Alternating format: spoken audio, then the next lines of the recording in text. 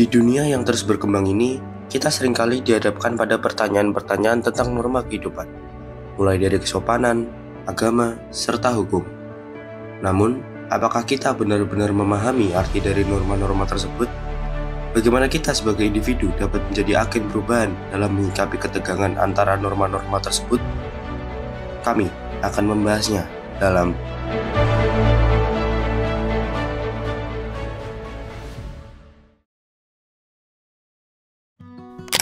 Halo.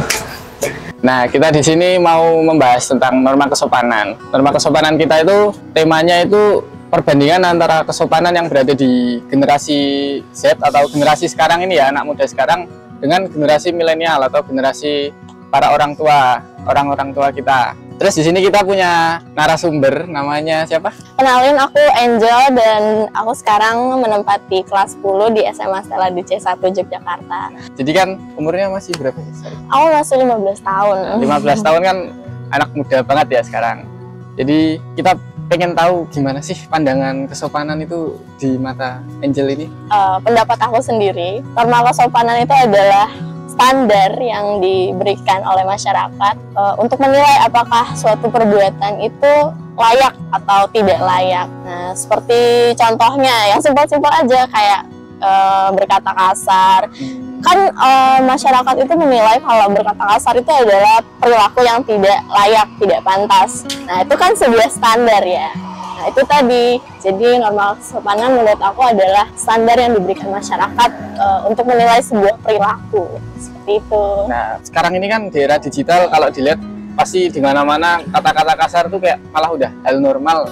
Jadi kayak bahkan di internet nih banyak banget yang menghujat, banyak banget yang kayak nge-hate speech gitulah orang-orang. Nah, menurut kamu di era digital ini norma kesopanan itu malah berubah atau sama aja? Kalau menurut aku sendiri norma kesopanan di era sekarang itu lumayan miris ya. Karena kita Gen Z sudah dari kecil terpapar sosial media, kemudian internet dan gadget ya? Iya, gadget, gawai. Oleh sebab itu banyak yang akhirnya belum siap untuk menerima era-era digital tersebut. Karena yang lahir 2000-an sendiri adalah anak-anak muda ya, dan mentalnya itu belum stabil, belum siap, dan belum matang untuk membedakan mana sih perilaku yang pantas, mana sih perilaku yang keliru.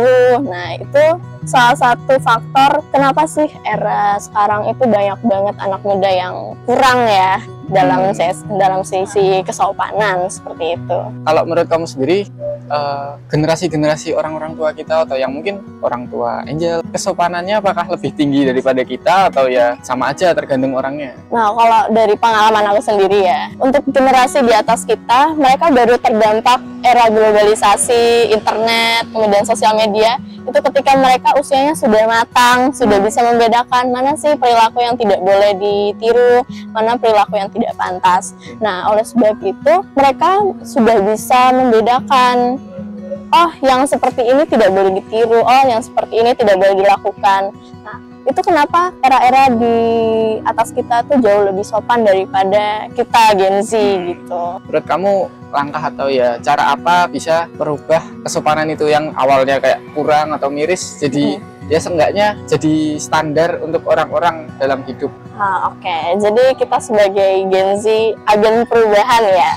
Nah, kita agen pasti mulainya dari hal-hal yang kecil-kecil dulu lah, baru kita mulai dengan hal yang besar. Nah, salah satu hal kecil yang mungkin bisa kita terapkan sekarang ya adalah berpikir kritis. Kenapa kok berpikir kritis? Mungkin terdengar sepele ya, tapi ternyata berpikir sebelum bertindak itu sangat membantu, apalagi ketika kita mau melakukan sesuatu yang melibatkan orang lain.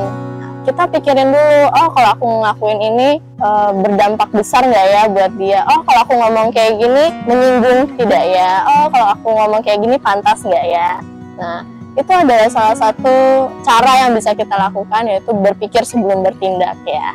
Nah, itu juga bantu banget buat mengontrol kita, kayak jangan ngomong sembarangan ya. Kan biasanya kalau kita ngomong, kita mikir dulu nih. Kalau kita mikir dulu pasti omongan yang keluar tidak akan menyinggung orang-orang lain kan ya. Nah, seperti itu.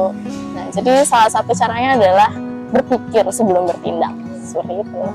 Ada pesan nggak buat yang generasi selanjutnya kita biar mungkin bisa lebih dewasa dalam menyikapi sesuatu. Jadi kayak ya pesan-pesan aja gitu buat teman-teman, buat adik-adik, buat kakak-kakak. Aku sih pinter-pinter ngolah informasi, apalagi karena sekarang era digital ya, globalisasi. Jadi budaya-budaya itu pasti dengan gampangnya akan masuk. Nah, pinter-pinter deh ngolah budaya dan perilaku yang pantas untuk ditiru, seperti itu. Keren banget kata-katanya Kak Angel ini. Jadi ya dengerin ya. Jadi makasih juga buat Angel udah Makasih. kasih waktunya berbagi pikiran bagi sama kita. Oke, perkenalkan dulu saya Kinan dari X2 kelompok 2 dan di sini ada Om. Ya. Namanya Om? Ayo lupa loh. Saya Anang. Pak Anang ya. Jadi Ya. Om Anang nih bapaknya Danen ya teman-teman. Nah, Om Oh di iya, sini. Baru tahu ya Om ya.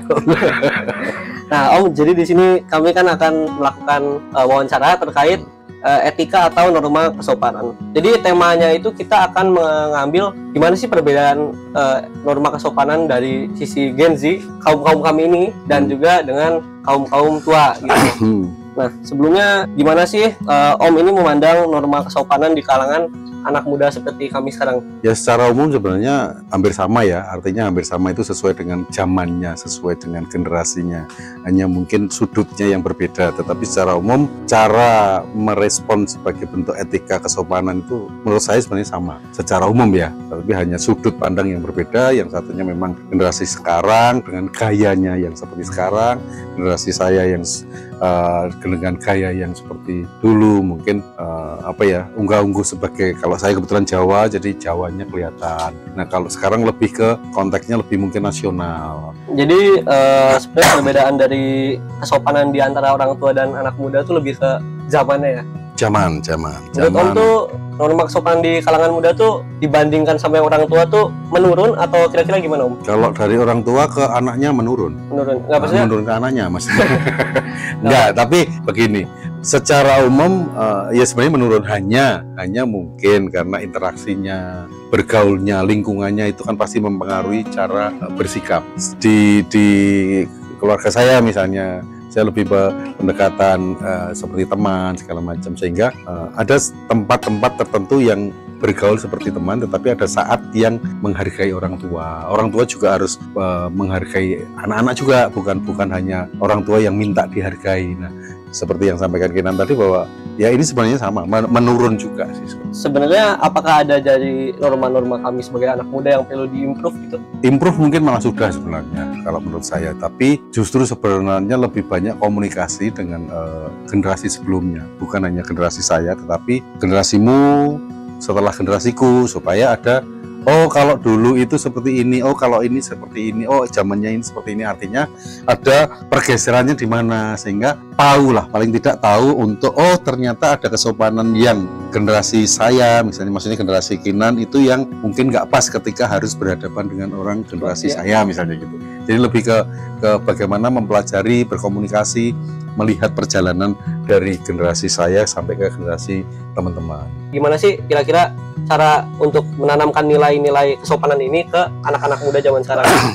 Ya, yang pertama dengan cara, mungkin salah satunya ya dengan cara bahasa. Bahasa itu artinya ketika ke orang tua itu berarti kan bukan tidak boleh, tetapi lebih tepat bukan kamu, tapi Anda misalnya. Atau kalau orang Jawa ya bukan kowe piye Pak, bisa jadi, atau malah menyebut aja Bapak gimana. Jadi artinya itu menjadi sebagian bahwa cara menghormati orang tua itu, meskipun bahasa itu hanya dianggap sebagai satu ungkapannya di mulut, tapi itu pasti akan masuk ke dalam. Yang pertama itu. Yang kedua ya memberi contoh misalnya ke orang tua yang misalnya lebih tua dari saya, ya saya memberi contoh bahwa ketika lewat permisi, kula nuwun, segala macam lah. Jadi bahasa, sikap, dan perilaku. Oke, terakhir nih, pesan apa yang ingin Om sampaikan kepada generasi muda Gen Z? Ayam goreng, nasi. Ya pesannya, pelajarilah perubahan dari waktu ke waktu sehingga bisa memahami generasi sebelumnya dan nanti juga akan bisa memahami generasi setelahnya. Belajar dari waktu ke waktu, itu aja. Di sini saya cuma mau nanyain 4 pertanyaan aja sih Mas.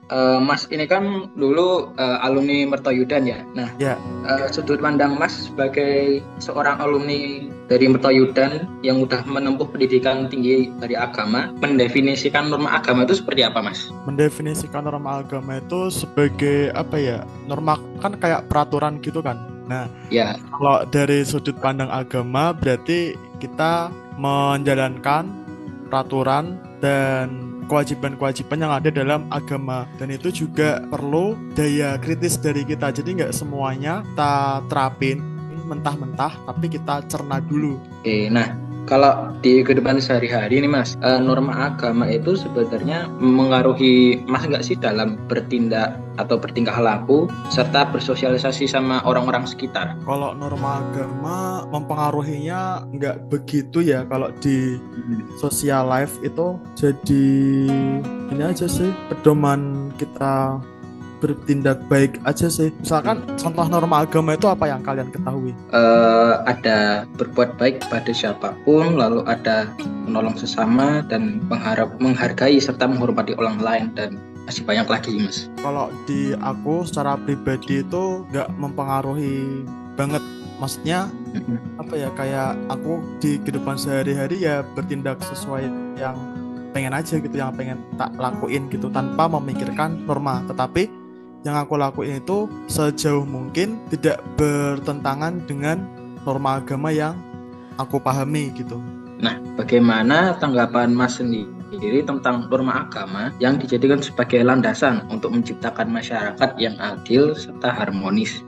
Setuju atau enggak sih Mas dengan statement yang kayak gitu? Menurutku nggak setuju banget sih, karena apa ya, kita kan harusnya itu bertindak adil itu bukan karena kita punya agama, tetapi karena kita sama-sama manusia. Ya, Kalau menurutku begitu. Yang aku lihat di Indonesia sekarang ini, kalau kita berlandaskan agama itu malah jadinya ke arah perpecahan, bukan ke arah persatuan. Jadi iya. adilnya itu harus sesuai dengan agamaku, harus sesuai dengan agama Katolik. Adilnya itu harus sejalan dengan definisi di agama Islam. Adilnya itu harus sejalan dengan definisi ini di agama Hindu. Kadang itu berbentrokan, jadi nggak sejalan, nggak sevisi, walaupun tujuannya sama-sama untuk adil, tetapi kan prosesnya kan beda-beda kadang. Nah, jadi bagiku kita berbuat adil, kita mau menuju masyarakat sejahtera itu tanpa harus memikirkan norma agama yang berlaku. Gitu sih. Oke, berarti istilahnya kayak buat patokan aja ya Mas? Iya, buat reminder pengingat. Oke, ya, oke, mungkin segitu aja sih Mas pertanyaannya ya. Terima kasih buat waktunya ya Mas Evan. Nah, oke teman-teman, sekarang kita akan membahas tentang norma hukum diambil dari sudut pandang seorang praktisi hukum, yaitu Mbak Elsa ya. Dari seorang sudut pandang praktisi hukum nih Mbak Elsa, menurut Mbak Elsa nih, apa sih pengaruh terus pentingnya norma hukum dalam masyarakat tuh kira-kira apa? Sebenarnya norma hukum itu penting sekali, karena norma hukum itu yang nantinya akan mengatur tingkah laku masyarakat, mengatur interaksi antar individu. Kemudian kalau dalam konteks pemerintahan itu nanti norma hukum itu jadi semacam instrumen untuk memperkuat pemerintahan gitu. Jadi ada batas-batasnya, ada mencegah penyalahgunaan kekuasaan di pemerintah gitu. Kira-kira itu sih. Oke. Berarti memang norma hukum di kalangan masyarakat penting ya, intinya begitu ya. Sangat penting. Kemudian gimana sih pandangannya Mbak Elsa tentang pelaksanaan norma hukum di masyarakat? Karena kan ya kita tahu lah belakangan ini kayak hukum di Indonesia tuh lagi ramai banget diperbicarakan. Apakah sebenarnya masyarakat ini menjalankan hukum dengan baik, atau memang banyak sih masyarakat yang nggak patuh terhadap hukum? Gimana menurut tanggapan Mbak Elsa? Sebenarnya kalau ditanya pelaksanaan saat ini sangat bervariasi ya. Itu tergantung konteksnya dan tergantung kondisinya. Tapi menurut saya ada beberapa hal yang perlu diperhatikan. Misalnya mungkin di Indonesia, kalau khususnya di Indonesia ya, nggak selalu berjalan dengan baik, karena ada beberapa hal yang mungkin agak mengganggu, misalnya nih korupsi, kemudian ketidakmampuan dari masyarakat itu sendiri untuk kemudian menegakkan hukum. Kemudian kalau yang baru-baru ini yang lagi rame kaitannya dengan pemilu, kaitannya dengan Mahkamah Konstitusi itu. Jadi kalau ditanya tentang pendapat terhadap pelaksanaan norma hukum di Indonesia saat ini, ya sebetulnya balik lagi itu sangat luas, sangat variatif, jawabannya bisa macam-macam. Ada di beberapa wilayah gitu ya, di beberapa hal yang kemudian sudah baik, tetapi ada di beberapa hal juga yang kayaknya kok masih kurang ya, gitu sih. Kira-kira seperti itu. Oke, berarti kita nggak bisa memukul rata bahwa di semua sisi hukum sudah berjalan dengan baik ya, tapi ada pertimbangan di beberapa elemen dalam masyarakat. Yang sini baik mungkin, tapi yang sana belum tentu baik pelaksanaan hukumnya begitu. Kemudian terakhir nih, kalau dalam konteks sebagai disebutnya agen perubahan, kira-kira yang bisa dilakukan gitu untuk mempersuasi masyarakat supaya yang tadi nih, yang di daerah-daerah yang let's say tidak patuh hukum, mereka akhirnya bisa sadar akan hukum yang berlaku begitu. Sebenarnya yang relate dengan anak-anak muda sekarang, kemudian yang termudah yang dapat dilakukan menurut saya, iya karena anak-anak muda zaman sekarang dekat dengan media sosial, ya kenapa nggak digunakan platform itu gitu. Jadi mungkin bisa bikin let's say konten, aku nggak tahu ya, mungkin konten bisa jadi bentuknya video, bentuknya post, bentuknya infografis, bentuknya tulisan yang kemudian memberikan edukasi terhadap masyarakat. Misalnya nih, kalau yang sekarang sedang trending masalah hak asasi manusia gitu, masalah bullying di sekolah, itu hal-hal simpel yang kemudian bisa dijadikan ide konten untuk kemudian juga memberi edukasi ke teman-teman bahwa kita tuh nggak boleh loh ngebully orang, ngebully teman kita gitu di sekolah, karena mereka masyarakat Indonesia termasuk kita semua itu punya hak asasi gitu yang sama. Kemudian misalnya kalau teman-teman kemarin mengikuti bahasan tentang film Dirty Vote gitu, bisa sih teman-teman kemudian bikin entah live TikTok, entah live Instagram, kemudian diskusi bareng. Jadi minta pendapat teman-teman, kemudian bisa mendatangkan juga akademisi-akademisi yang kemudian kompeten. Jadi sebetulnya banyak sekali hal, tapi kalau yang sekarang dekat dengan media sosial, platform media sosial itu sangat recommended gitu ya untuk kemudian digunakan gitu sih. Kira-kira seperti itu Mas Damar. Oke. Oke, Terima baik, kasih Mas Damar. Mbak Elsa Dengan sebagai senang praktisi hati. hukum yang sudah bisa saya wawancara. Terima kasih. Ya, oke. Dan pada kali ini kita akan meminta pendapat dari masyarakat sekitar ya. Kita cuma tanya dua hal ya. Yang pertama, menurut AA gimana sih terkait sama norma hukum yang ada di Indonesia gitu? Ya menurutku sih normal-normal aja. Salah hukum ya kita ngikutin pemerintah aja lah. Lebih ke ngikutin? Iya, ngikutin aja, kita manut aja sama peraturannya. Kalau dari pandangan AA gimana sih untuk masyarakat sekitar gini dalam ya ngikutin norma atau hukumnya gitu, udah baik atau belum kalau dari AA sendiri? Ya menurutku sih udah baik. Tapi kalau AA kan sering kayak dengar dari berita gitu ada kayak yang bikin rusuh atau gimana tuh, menurut AA gimana? Mungkin demo yang yang rusuh masalah demo gitu. itu Ya. Ya kalau menurutku sih kadang demo ada kepentingan sih, nggak semuanya atas aspirasi rakyat gitu. Ya. Kadang kalau rakyatnya yang ngedukung ya itu kayak ya bikin itu aja rame-rame aja sih. Ya mungkin segitu aja deh ya. Makasih ya A. Ya makasih. Oke, sama. segitu.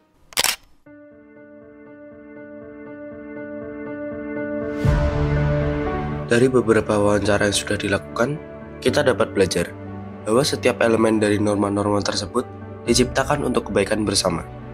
Tinggal kembali lagi kepada setiap individu bagaimana untuk meresponnya.